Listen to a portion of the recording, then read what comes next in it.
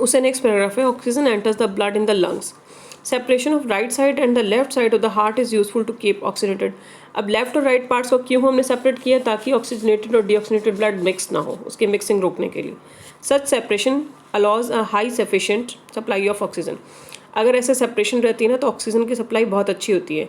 But कुछ animals ऐसे हैं जिनकी बॉडी में इतने सारे चैम्बर्स नहीं होते, आपने 9th में पढ़ा था डाइवर्सिटी चैप्टर में, ठीक है। तो उसने बोला है कि this is useful in animal that have high energy needs. हमारी जो ह्यूमंस, इनकी एनर्जी नीड्स बहुत ज़्यादा होती है क्योंकि इतने सारे प्रोसेस चल रहे हैं अंदर, तो इसलिए इनकी बॉडी में कितने चैम्बर्स हैं, 4 chambers. That have high energy needs such as birds, mammals which constantly use energy to maintain their body temperature. In animals that do not use energy for this purpose, the body temperature depends on the temperature of the environment.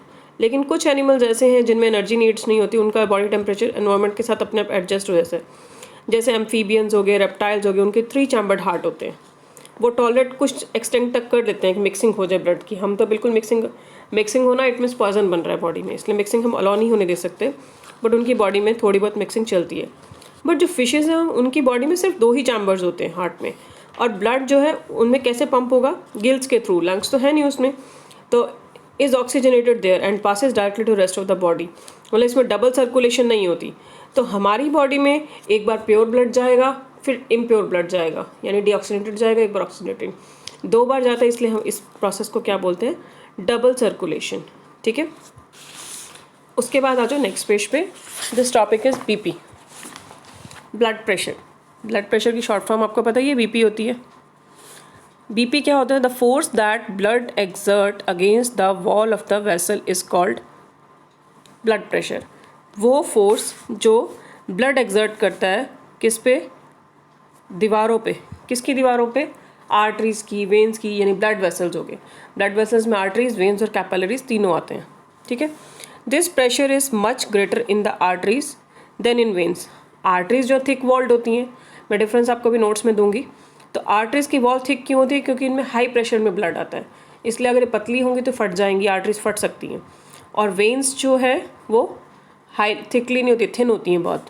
The pressure of the blood inside the artery during ventricle systole. Ventricle systole क्या होता है, एक बार मैंने आपको बताया था, जिस भी चैम्बर में से ब्लड आएगा वो कॉन्ट्रैक्ट होगा, और जिसमें जाएगा वो एक्सपेंशन होगी, ठीक है। तो कॉन्ट्रैक्शन के टाइम जो प्रेशर होता है उसको सिस्टोलिक प्रेशर बोलते हैं, और प्रेशर जो आर्टरी का होता है ड्यूरिंग वेस्कुलर डायस्टोल यानी रिलैक्सेशन के टाइम, वो डायस्टोलिक प्रेशर। आपने सुना है ना, बीपी जब चेक होता है तो ऊपर का कितना, नीचे का कितना, ऐसे वर्ड यूज़ किए जाते हैं, तो उसको बोलते हैं साइंटिफिक टर्म में सिस्टोलिक प्रेशर और डायस्टोलिक, ऊपर का और नीचे का।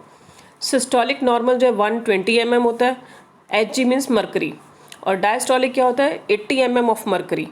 तो यानी कि नॉर्मली लिखोगे कैसे, 120/80 ऐसे लिखते हैं बीपी को, ठीक है, ये लिखा हुआ है। ब्लड प्रेशर 120/80, 120 सिस्टोलिक होता है और 80 कितना, डायस्टोलिक। ऐसे मैचर करते हैं इसको। ये देखो, ये ऊपर का जब मैचर किए तो 120 आ रहा है, और नीचे का जब मैचर किए तो 80 आ रहा है, ठीक है। ये ऊपर वाली आर्टरीज ली हुई हैं, देखो, ये नीचे वाली वेन्स ली हुई, राइट। उसके बाद बताया उसने, blood pressure is measured with instrument called sphygmomanometer. This is sphygmomanometer, ठीक। हाई ब्लड प्रेशर को क्या बोलते हैं, हाइपरटेंशन। हाइपरटेंशन किस वजह से होता है, हाई बीपी क्यों होता है, it is cause by contraction of the आर्टियोल्स।